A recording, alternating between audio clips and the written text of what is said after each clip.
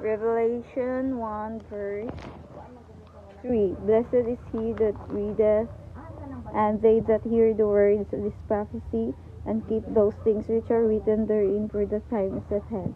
So blessed are you that readeth the words of the prophecy in the Bible, and blessed are you that heareth this prophecy, because God will bless you, God will comfort you, and God will help you in everything you do, and you have a reward from God, and it is coming. God will surprise you, and you don't expect it. You will be so happy and joyful when you receive it, when you have received it, and